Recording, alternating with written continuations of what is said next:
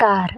आज मैं प्रस्तुत कर रही हूँ मुंशी प्रेमचंद जी द्वारा लिखी गई कहानी, जिसका शीर्षक है दो बहनें।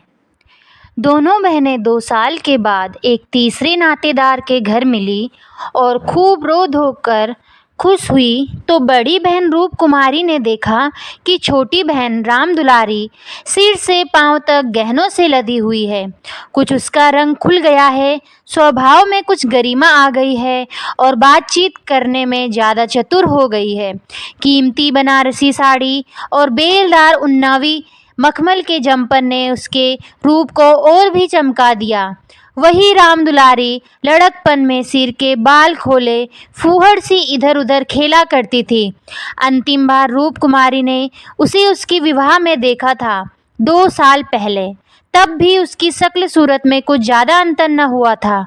लंबी तो हो गई थी, मगर थी उतनी ही दुबली, उतनी ही फूहड़, उतनी ही मंदबुद्धि, जरा जरा सी बात पर रूठने वाली। मगर आज तो कुछ हालत ही और थी, जैसे कली खिल गई हो। और यह रूप इसने छिपा कहाँ रखा था? नहीं, आंखों को धोखा हो रहा है। यह रूप नहीं, केवल आंखों को लुभाने की शक्ति है। रेशम और मखमल और सोने के बल पर वह रूपरेखा थोड़े ही बदल जाएगी, फिर भी आंखों में समाई जाती है। 50 स्त्रियां जमा हैं, मगर यह आकर्षण, यह जादू और किसी में नहीं। कहीं आईना मिलता तो वह जरा अपनी सूरत भी देखती। घर से चलते समय उसने आईना देखा था। अपने रूप को चमकाने के लिए जितना शान चढ़ा सकती थी, उससे कुछ अधिक ही चढ़ाया था। लेकिन अब वह सूरत जैसे स्मृति से मिट गई है। उसकी धुंधली सी परछाई भर हृदय पट पर है। उसे फिर से देखने के लिए वह बेकरार हो रही है। वह अब तुलनात्मक दृष्टि से देखेगी। राम दुलारी में यह आकर्षण कहाँ से आया, इस रहस्य का पता लगाएगी। यूँ उसके पास मेकअप की सामग्रियों के साथ छोटा सा आईना भी है, लेकिन भीड़ भाड़ में वो आईना देखने या बनाव श्रृंगार की आदी नहीं है। ये औरतें दिल में न जाने क्या समझे, मगर यहाँ कोई आईना तो होगा ही, ड्राइंग रूम में ज़रूर ही होगा। वह उठकर ड्राइंग रूम में गई और कद्दे आदम शीशे में अपनी सूरत देखी। वहाँ इस वक्त और कोई न था। मर्द बाहर सहन में थे, औरतें गाने बजाने में लगी हुई थी। उसने आलोचनात्मक दृष्टि से एक एक अंगों के एक एक विन्यास को देखा। उसका अंग विन्यास, उसकी मुख छवि निष्कलंक है, मगर वह ताजगी, वह मादकता, वह माधुर्य नहीं है। हाँ, नहीं है। वह अपने को धोखे में नहीं डाल सकती। कारण क्या है? यही कि राम दुलारी आज खिली है, उसे खिले जमाना हो गया। लेकिन इस ख्याल से उसका चित्त शांत नहीं होता। वह राम दुलारी से हेटी बनकर नहीं रह सकती। ये पुरुष भी कितने गावदी होते हैं, किसी में भी सच्चे सौंदर्य की परख नहीं। इन्हें तो जवानी और चंचलता और हाव भाव चाहिए। आंखें रखकर भी अंधे बनते हैं। भला इन बातों का आपसे क्या संबंध? ये तो उम्र के तमाशे हैं।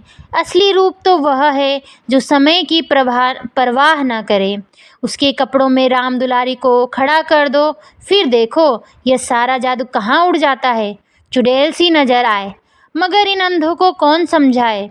मगर राम दुलारी के घर वाले तो इतने संपन्न न थे। विवाह में जो जोड़े और गहने आए थे, वे तो बहुत ही निराशाजनक थे। खुशहाली का दूसरा कोई सामान भी न था। इसके ससुर एक रियासत के मुख्ताराम थे और दूल्हा कॉलेज में पढ़ता था। इस 2 साल में कहाँ से यह हुन बरस गया, कौन जाने। गहने कहीं से मांग लाई हो, कपड़े भी महंगे हो सकते हैं। कुछ औरतों को अपनी हैसियत बढ़ाकर दिखाने की लत होती है, तो वह स्वांग राम दुलारी को मुबारक रहे। मैं जैसी हूँ वैसी अच्छी हूँ। प्रदर्शन का यह रोग कितना बढ़ता जाता है। घर में रोटियों का ठिकाना नहीं है। मर्द 25-30 रुपए पर कलम घिस रहा है, लेकिन देवी जी घर से निकलेगी तो इस तरह बन ठन कर मानो कहीं की राजकुमारी है। बिसातियों के और दर्जियों के तकाजे सहेंगी, बजाज के सामने हाथ जोड़ेंगी, सोहर की घुड़कियाँ खाएगी, रोएगी, रूठेगी, मगर प्रदर्शन के उन्माद को नहीं रोकती। घरवाले भी सोचते होंगे कितनी छिचोरी तबीयत है इसकी, मगर यहाँ तो देवी जी ने बेहयाई पर कमर बांध ली है। कोई कितना ही हंसे, बेहया की बला दूर। उन्हें तो बस यही धुन सवार है कि जिधर से निकल जाएं, उधर लोग हृदय पर हाथ रखकर रह जाएं। राम दुलारी ने जरूर किसी से गहने और जेवर मांग लिए। बेशरम जो है, उसके चेहरे पर आत्मसम्मान की लाली दौड़ पड़ी। न सही उसके पास जेवर और कपड़े, उसे किसी के सामने लज्जित तो नहीं होना पड़ता, किसी से मुंह तो नहीं चुराना पड़ता। 1-1 लाख के तो उसके 2 लड़के हैं। भगवान उन्हें चिरायु करे, वह इसी में खुश है। खुद अच्छा पहन लेने और अच्छा खा लेने से जीवन का उद्देश्य नहीं पूरा हो जाता। उसके घर वाले गरीब हैं, पर उनकी इज्जत तो है। किसी का गला तो नहीं दबाते, किसी का सांप तो नहीं लेते। इस तरह अपने मन को ढाढ़स देकर वो फिर बरामदे में आई तो राम दुलारी ने जैसे उसे दया की आंखों से देखकर कहा, जीजाजी की कुछ तरक्की वरक्की हुई कि नहीं बहन, या अभी तक वही 75 रुपए पर कलम घिस रहे हैं? रूप कुमारी की देह में आग सी लग गई। और रे दिमाग, मानो इसका पति लाट ही तो है। अकड़ कर बोली, तरक्की क्यों नहीं हुई है? अब 100 के ग्रेड में है। आजकल यह भी गनीमत है। नहीं, अच्छे अच्छे एमए पासों को देखती हूँ कि कोई टके को नहीं पूछता। मेरा सोहर तो अब बीए में होगा। तेरा सोहर तो अब बीए में होगा। राम दुलारी ने नाक सिकोड़ कर कहा, उन्होंने तो पढ़ना छोड़ दिया बहन। पढ़कर औकात खराब करना था क्या? और क्या, एक कंपनी के एजेंट हो गए हैं। अब 250 रुपये माहवार पाते हैं, कमीशन ऊपर से। 5 रुपये रोज़ सफ़र खर्च के भी मिलते हैं। यह समझ लो कि 500 का औसत पड़ जाता है। 150 माहवार तो उनका निज खर्च है बहन। ऊंचे ओहदे के लिए अच्छी हैसियत भी तो चाहिए। 350 बेदाग घर दे देते हैं, उसमें से 100 रुपये मुझे मिलते हैं। 250 में घर का खर्च खुशफैली से चल जाता है। एमए पास करके क्या करते? रूप कुमारी इस कथन को सेक चिल्ली की दास्तान से ज़्यादा महत्व नहीं देना चाहती, मगर राम दुलारी के लहजे में इतना विश्वासपादकता है कि वह अपनी निम्न चेतना में उससे प्रभावित हो रही है और उसके मुख पर पराजय की खिन्नता साफ झलक रही है। मगर यदि उसे बिल्कुल पागल नहीं हो जाना है तो इस ज्वाला को हृदय से निकाल देना पड़ेगा। जिरह करके अपने मन को विश्वास दिलाना पड़ेगा कि इसके काव्य में 1/4 से ज़्यादा सत्य नहीं है। 1/4 तक वह सह सकती है, इससे ज़्यादा उससे न सहा जाएगा। इसके साथ ही उसके दिल में धड़कन भी है कि कहीं यह कथा सत्य निकली तो वह राम दुलारी को कैसे मुंह दिखाएगी। उसे भय है कि कहीं उसकी आंखों से आंसू न निकल पड़े। कहाँ 75 और कहाँ 500।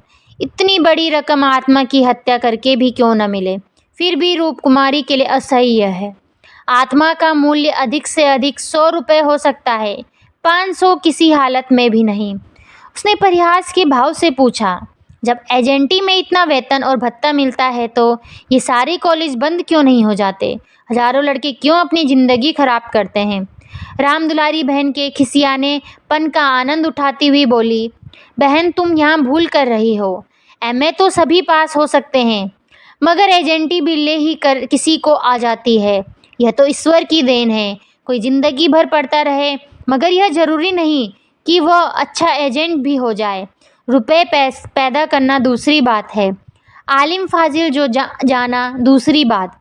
अपने माल की श्रेष्ठता का विश्वास पैदा कर देना, यह दिल में जमा देना कि इससे सस्ता और टिकाऊ माल बाजार में मिल ही नहीं सकता, आसान काम नहीं है।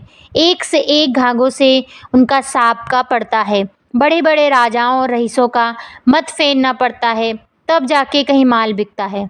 मामूली आदमी तो राजाओं और नवाबों के सामने ही ना जा सके, पहुँच ही ना हो, और किसी तरह पहुँच भी जाए तो जबान ना खुले। पहले पहले तो इन्हें भी झिझक हुई थी, मगर अब तो इस सागर के मगर हैं। अगले साल तरक्की होने वाली है। रूप कुमारी की धमनियों में रक्त की गति जैसे बंद हुई जा रही है। निर्दयी आकाश गिर क्यों नहीं पड़ता? पाषाण हृदय धरती फट क्यों नहीं जाती? यह कहाँ का न्याय है कि रूप कुमारी जो रूपवती है, तमीज़दार है, सुघड़ है, पति पर जान देती है, बच्चों को प्राणों से ज़्यादा चाहती है, थोड़े में गृहस्थी को इतने अच्छे ढंग से चलाती है, उसकी तो यह दुर्गति और यह घमंडिन, बदतमीज, विलासिनी, चंचल, मुंहफट छोकरी जो अभी तक सिर खोले घूमा करती थी, रानी बन जाए। मगर उसे अब भी कुछ आशा बाकी थी। शायद आगे चलकर उसके चित्त की शांति का कोई मार्ग निकल आए। उसी परिहास के स्वर में बोली, तब तो शायद 1000 मिलने लगे। 1000 तो नहीं, पर 600 में संदेह नहीं। कोई आंखों का अंधा मालिक फंस गया होगा। व्यापारी आंखों के अंधे नहीं होते दीदी। उनकी आंखें हमारी आंखों से कहीं तेज होती है। जब तुम उन्हें 6000 कमा कर दो, तब कहीं 600 मिले। जो सारी दुनिया को चराए, उसे कौन बेवकूफ़ बनाएगा। परिहास से काम न चलते देखकर रूपकुमारी ने अपमान का अस्त्र निकाला। मैं तो इसे बहुत अच्छा पैसा नहीं समझती। सारा दिन झूठ के तुमार बांधो, यह तो ठग विद्या है। रामदुलारी जोर से हंसी।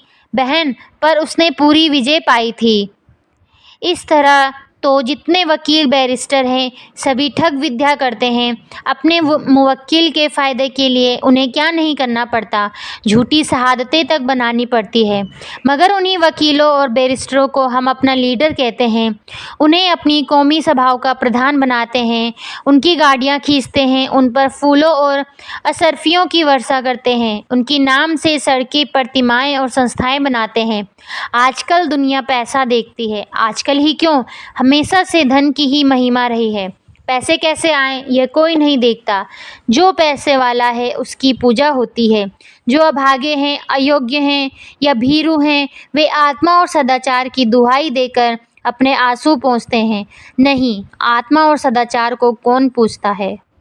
रूपकुमारी खामोश हो गई। अब उसे यह सत्य उसकी सारी वेदनाओं के साथ स्वीकार करना पड़ेगा कि रामदुलारी सबसे ज़्यादा भाग्यवान है। इससे अब त्राण नहीं। परिहास या अनादर से वह अपनी तंग दिली का प्रमाण देने के सिवा और क्या पाएगी। उसे किसी बहाने से रामदुलारी के घर जाकर असलियत की छानबीन करनी पड़ेगी। अगर रामदुलारी वास्तव में लक्ष्मी का वरदान पा गई है, तो रूपकुमारी अपनी किस्मत ठोक कर बैठ रहेगी। समझ लेगी कि दुनिया में कहीं न्याय नहीं है, कहीं ईमानदारी की पूछ नहीं है। मगर क्या सचमुच उसे इस विचार से संतोष होगा। यहाँ कौन ईमानदार है? वही जिसे बेईमानी करने का अवसर नहीं है और न इतनी बुद्धि या मनोबल है कि वह अवसर पैदा कर ले। उसके पति 75 रुपये पाते हैं, पर क्या 10-20 रुपये और ऊपर से मिल जाएं तो वह खुश होकर लेना लेंगे। उनकी ईमानदारी और सत्यवादिता उसी समय तक है जब तक अवसर नहीं मिलता। जिस दिन मौका मिले, सारी सत्यवादिता धरी रह जाएगी। और क्या रूपकुमारी में इतना नैतिक बल है कि वह अपने पति को हराम का माल हजम करने से रोक दे। रोकना तो दूर की बात है, वो प्रसन्न होगी, शायद पतिदेव की पीठ ठोकेगी। अभी उनके दफ्तर से आने के समय वह मन मारे बैठी रहती है। तब वह द्वार पर खड़ी होकर उनकी बाट जोहेगी और ज्यों ही वह घर में आएंगे, उनकी जेबों की तलाशी लेगी। आंगन में गाना बजाना हो रहा था। रामदुलारी उमंग के साथ गा रही थी और रूपकुमारी वहीं बरामदे में उदास बैठी हुई थी। न जाने क्यों उसके सर में दर्द होने लगा था। कोई गाए, कोई नाचे, उससे प्रयोजन नहीं। वह तो अभागिन है, रोने के लिए पैदा की गई है। 9 बजे रात को मेहमान रुखसत होने लगे। रूपकुमारी भी उठी। एक्का मंगवाने जा रही थी कि रामदुलारी ने कहा, एक्का मंगवा कर क्या करोगी बहन? मुझे लेने के लिए कार आती होगी। चलो 2-4 दिन मेरे यहाँ रहो, फिर चली जाना। मैं जीजाजी को कहला भेजूंगी, तुम्हारा इंतजार न करें। रूपकुमारी का यह अंतिम अस्त्र भी बेकार हो गया। रामदुलारी के घर जाकर हाल चाल की टोल लेने की इच्छा गायब हो गई। वह अब अपने घर जाएगी और मुंह ढाँप कर पड़ी रहेगी। इन फटे हालों में क्यों किसी के घर जाए। बोली, नहीं, अभी तो मुझे फुर्सत नहीं है, बच्चे घबरा रहे होंगे, फिर कभी आऊँगी। क्या रात भर भी न ठहरोगी? नहीं। अच्छा बताओ कब आओगी? मैं सवारी भेज दूँगी। मैं खुद कहला भेजूँगी। तुम्हें याद न रहेगी, साल भर हो गया, भूल कर भी याद न किया। मैं इसी इंतज़ार में थी कि दीदी बुलावे तो चलो। एक ही शहर में रहते हैं, फिर भी इतनी दूर कि साल भर गुजर जाए और मुलाकात तक न हो।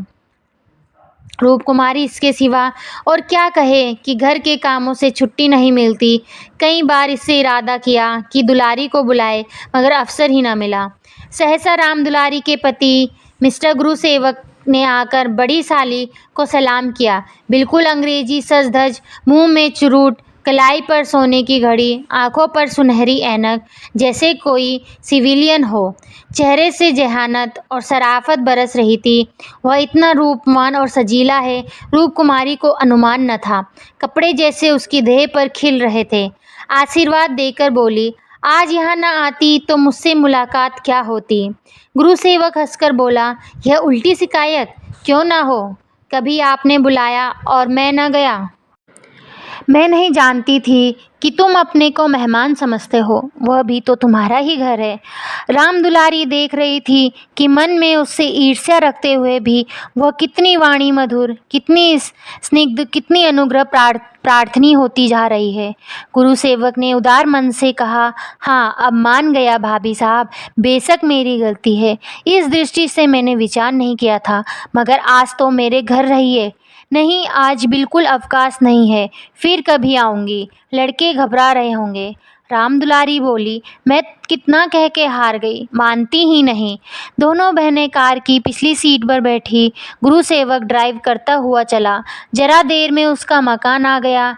राम दुलारी ने फिर बहन से उतरने के लिए आग्रह किया, पर वह न मानी। लड़के घबरा रहे होंगे। आखिर राम दुलारी उससे गले मिलकर अंदर चली गई।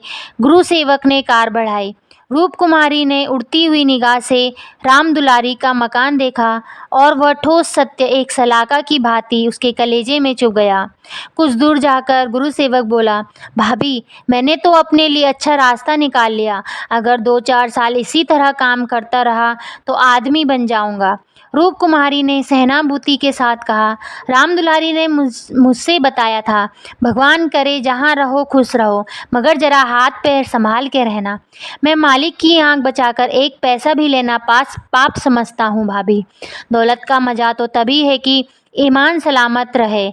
ईमान खोकर पैसे मिले तो क्या। मैं ऐसी दौलत को त्याज समझता हूँ और आंख किसकी बचाऊँ। अब सियात सफ़ेद तो मेरे हाथ में है, मालिक तो रहा नहीं, केवल उसकी बेवा है। उसने सब कुछ मेरे हाथ में छोड़ रखा है। मैंने उसका कारोबार संभाल न लिया होता तो सब कुछ चौपट हो जाता। मेरे सामने तो मालिक सिर्फ 3 महीने जिंदा रहे, मगर आदमी को परखना खूब जानते थे। मुझे 100 रुपये पर रखा और 1 महीने में 200 रुपये कर दिया। अब लोगों की दुआ से पहले ही महीने में मैंने 12,000 का काम किया। क्या काम करना पड़ता है? रूपकुमारी ने बिना किसी उद्देश्य के पूछा। वही मशीनों की एजेंटी, तरह तरह की मशीनें मंगाना और बेचना, ठंडा जवाब था। रूपकुमारी का मनुष्य घर आ गया। द्वार पर एक लालटेन टिमटिमा रही थी। उसके पति उमानाथ द्वार पर ठहर रहे थे, मगर रूपकुमारी ने गुरुसेवक से उतरने के लिए आग्रह नहीं किया। एक बार शिष्टाचार के नाते कहा, जरूर, पर जोर नहीं दिया, और उमानाथ तो गुरुसेवक से मुखातिब भी न हुए। रूपकुमारी को वह घर अब कब्रिस्तान सा लग रहा था, जैसे फूटा हुआ भाग्य हो। न कहीं फर्श, न फर्नीचर, न गमले, 2-4 टूटी टाटी तिपाहियाँ, एक लंगड़ी मेज, 4-5 पुरानी पुरानी खाटें, यही उस घर की बिसात थी। आज सुबह तक रूपकुमारी इसी घर में खुश थी, लेकिन अब यह घर उसे काटे खा रहा है।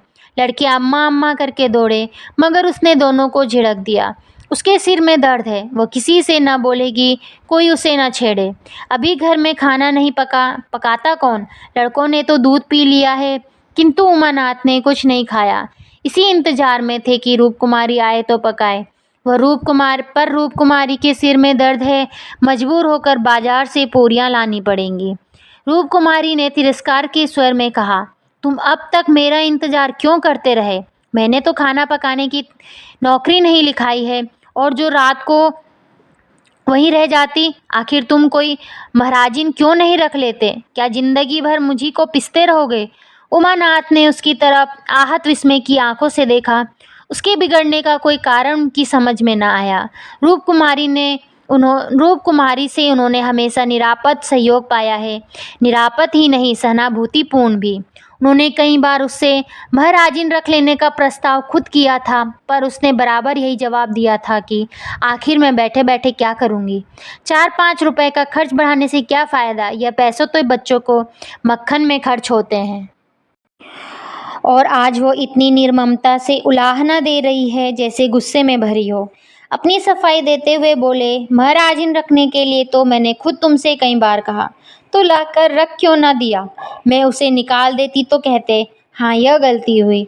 तुमने कभी सच्चे दिल से नहीं कहा। रूप कुमारी ने और भी प्रचंड होकर कहा, तुमने केवल मेरा मन लेने के लिए कहा। मैं ऐसी भोली नहीं हूँ कि तुम्हारे मन का रहस्य न समझूं। तुम्हारे दिल में कभी मेरे आराम का विचार आया ही नहीं। तुम तो खुश थे कि अच्छी लौंडी मिल गई है, एक रोटी खाती है और चुपचाप पड़ी रहती है, महज खाने और कपड़े पर, यह भी जब घर की ज़रूरतों से बचे।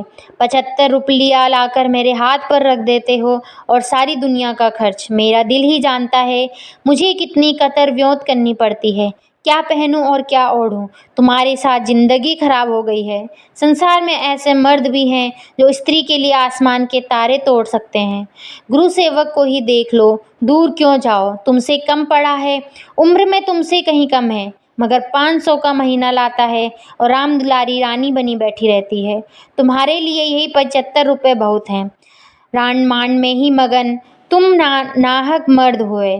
तुम्हें तो औरत होना चाहिए था। औरतों की दिल में कैसे कैसे अरमान होते हैं, मगर मैं तो तुम्हारे लिए घर की मुर्गी का बासी साग हूँ। तुम्हें कोई तकलीफ होती नहीं। तुम्हें तो कपड़े भी अच्छे चाहिए, खाना भी अच्छा चाहिए, क्योंकि पुरुष हो, बाहर से कमा कर लाते हो। मैं चाहे जैसे रहूँ तुम्हारी बला से। वाग्बाणों का यह सिलसिला कई मिनट तक जारी रहा और उमानाथ चुपचाप सुनते रहे। अपनी जान में उन्होंने रूप कुमारी को शिकायत का कभी मौका नहीं दिया। उनका वेतन कम है, यह सत्य है, पर यह उनके बस की बात तो नहीं। वह दिल लगाकर अपना काम करते हैं, अफसरों को खुश रखने की सदैव चेष्टा करते हैं। इसी साल बड़े बाबू के छोटे सुपुत्र को 6 महीने तक बिना नागा पढ़ाया, इसलिए तो कि वो प्रसन्न रहे। अब वह और क्या करें। रूप कुमारी की खफगी का रहस्य वो समझ गए। अगर गुरु सेवक वास्तव में 500 रुपये लाता है तो बेशक वह भाग्य का बली है, लेकिन दूसरों की ऊंची पैसानी देखकर अपना माथा तो नहीं फोड़ा जाता। किसी संयोग से उसे यह अवसर मिल गया, मगर हर एक को तो ऐसे अवसर नहीं मिलते।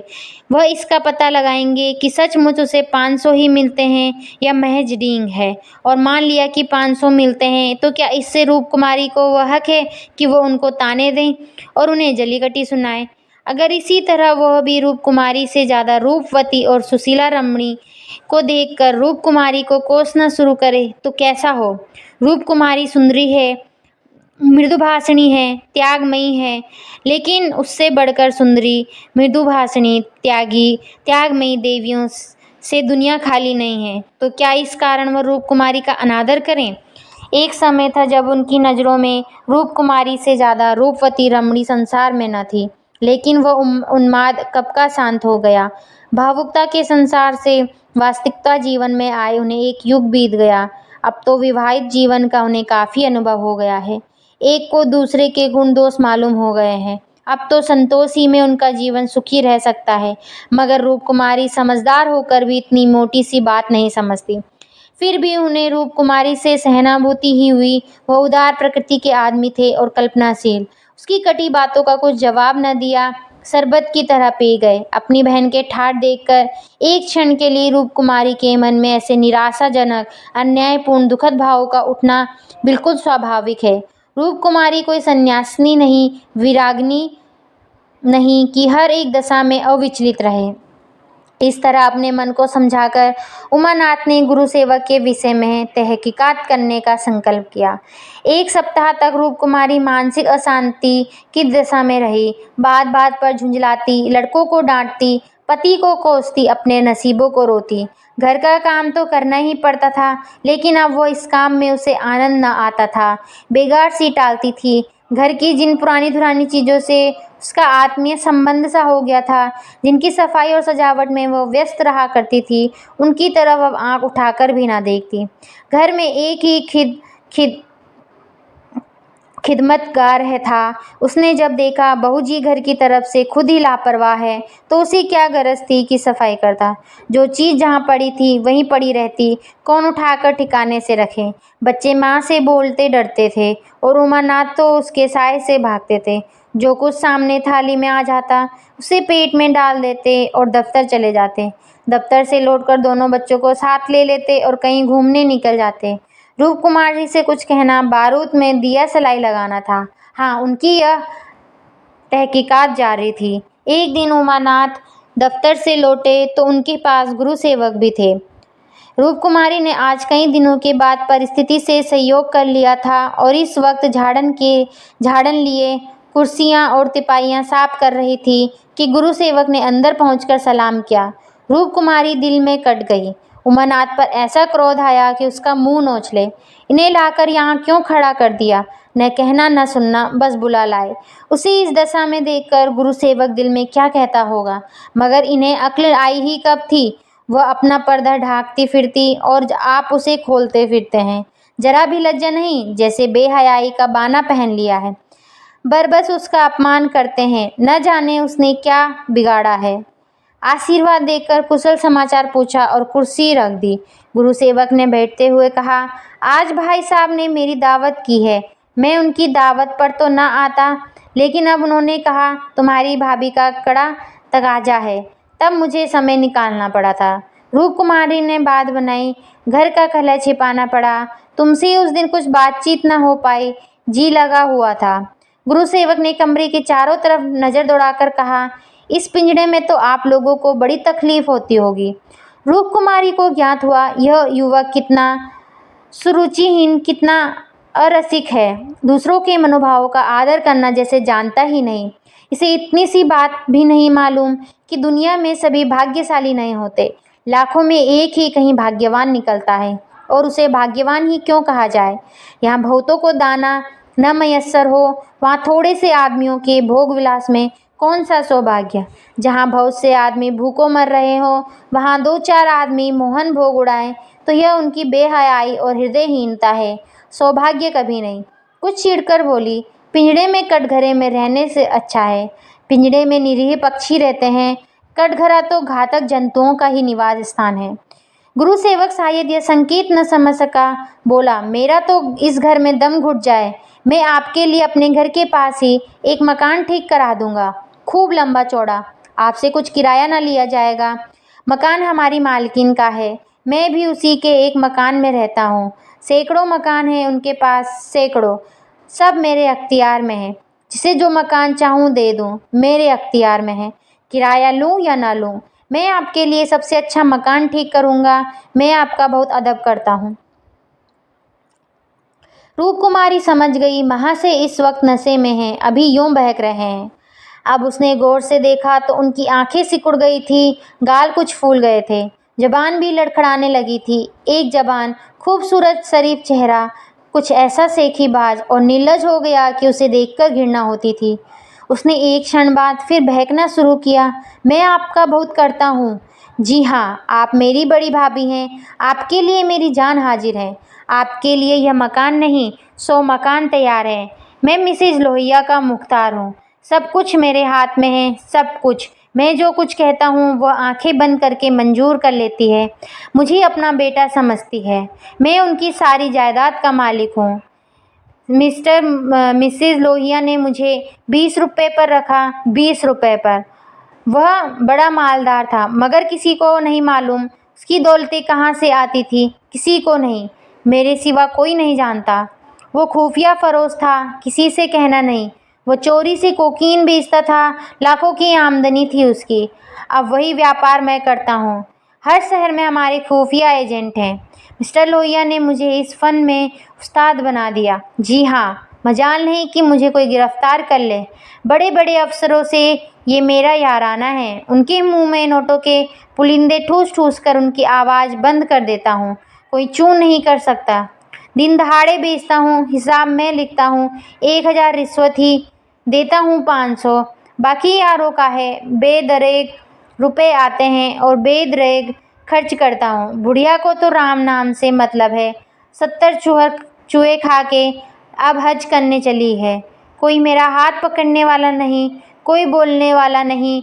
जेब से नोटों का एक बंडल निकालकर, ये आपके चरणों की भेंट है। मुझे दुआ दीजिए कि इसी शान से ज़िंदगी कट जाए। जो आत्मा और सदाचार के उपासक हैं, उन्हें कुबेर लाते मारता है, लक्ष्मी उनको पकड़ती है। जो उसके लिए अपना दीन और ईमान सब कुछ छोड़ने को तैयार है। मुझे बुरा ना कहिए, मैं कौन मालदार हूँ? जितने धनी हैं वे सब के सब लुटेरे हैं, पक्के लुटेरे डाकू। कल मेरे पास रुपए हो जाएं और मैं एक धर्मशाला बनवा दूं, फिर देखिए मेरी कितनी वाह वाह होती है।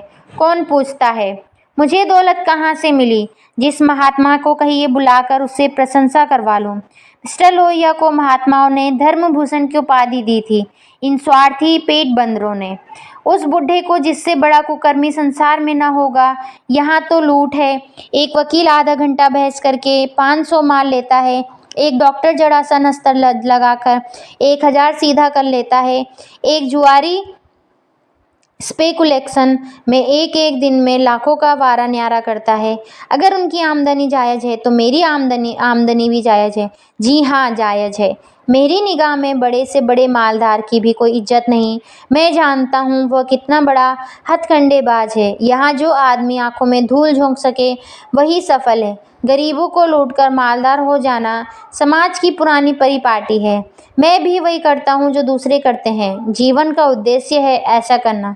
खूब लूटूंगा, खूब ऐश करूंगा और बुढ़ापे में खूब खैरात करूंगा और एक दिन लीडर बन जाऊंगा। कहिए गिना दूं यहाँ कितने लोग जुआ खेल खेल कर करोड़पति हो गए, कितने औरतों का बाजार लगाकर करोड़पति हो गए। सहसा उमानाथ ने आकर कहा, मिस्टर गुरु सेवक क्या कर रहे हो? चलो चाय पी लो, ठंडी हो रही है। गुरु सेवक ऐसा हड़बड़ा उठा मानो अपने सचेत रहने का प्रमाण देना चाहता हो, मगर पांव लड़खड़ाए और जमीन पर गिर पड़ा। फिर संभल कर उठा और झूमता झूमता ठोकरे खाता बाहर चला गया। रूप कुमारी ने आज़ादी की सांस ली। यहाँ बैठे बैठे उसे होलदिल सा हो रहा था। कमरे की हवा जैसे कुछ भारी हो गई थी। जो प्रेरणाएं कई दिन से अच्छे अच्छे मनोहर रूप भरकर उसके मन में आ रही थी, आज उसे उनका असली विभत्स घिनौना रूप नजर आया। जिस त्याग, सादगी और साधुता के वातावरण में अब तक उसकी जिंदगी गुजरी थी, उसमें इस तरह के दांव पे छल कपट और पतित स्वार्थ का घुलना बिल्कुल ऐसा ही था जैसे किसी बाग में सांडों का एक झुंड घुस आए। इन दामों पर वह दुनिया की सारी दौलत और सारा ऐश खरीदने को भी तैयार न हो सकती। नहीं, अब राम दुलारी के भाग्य से अपने भाग्य का बदला न करेगी। वह अपने हाल में खुश है। राम दुलारी पर उसे दया आई, जो भोग विलास की धुन और अमीर कहलाने के मोह में अपनी आत्मा का सर्वनाश कर रही है।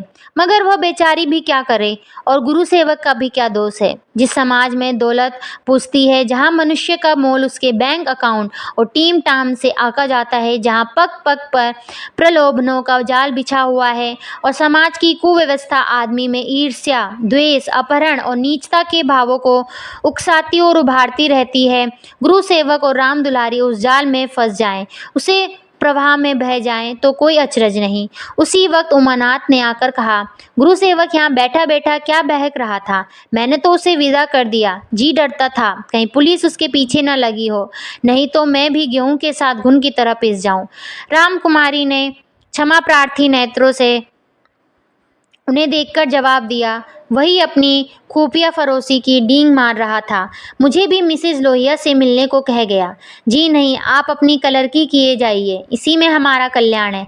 मगर कलरकी में वो ऐस कहा, क्यों ना साल भर की छुट्टी लेकर जरा इस दुनिया की सैर करो। मुझे अब उस ऐस का मोह नहीं रहा। दिल से कहती हो? सच्चे दिल से। उमानाथ 1 मिनट तक चुप रहने के बाद फिर बोले, मैं आकर तुमसे यह वृत्तांत कहता तो तुम्हें विश्वास आता या नहीं? सच कहना। कभी नहीं। मैं तो कल्पना ही नहीं कर सकती थी कि अपने स्वार्थ के लिए कोई आदमी दुनिया को विष खिला सकता है। मुझे सारा हाल पुलिस के सब इंस्पेक्टर से मालूम हो गया था। मैंने उसे खूब शराब पिला दी थी कि नशे में बहकेगा जरूर और सब कुछ उगल देगा। ललचता तो तुम्हारा भी जी था। हाँ, ललचता तो था और अब भी ललच रहा है, मगर ऐश करने के लिए जिस हुनर की जरूरत है वह कहाँ से लाऊंगा? ईश्वर न करे वह हुनर तुम में आए। मुझे तो उस बेचारे पर तरस आती है। मालूम नहीं खैरियत से घर पहुंच गया या नहीं। उसकी कार थी, कोई चिंता नहीं। रूपकुमारी एक क्षण जमीन की तरफ ताकती रही, फिर बोली, तुम मुझे दुलारी के घर पहुंचा दो, अभी शायद मैं उसकी कुछ मदद कर सकूं। जिस बाग की वह सैर कर रही है उसके चारों ओर निशाचर घात लगाए बैठे हैं, शायद मैं उसे बचा सकूं। उमानाथ ने देखा उसकी छवि कितनी दया पुलकित हो उठी है।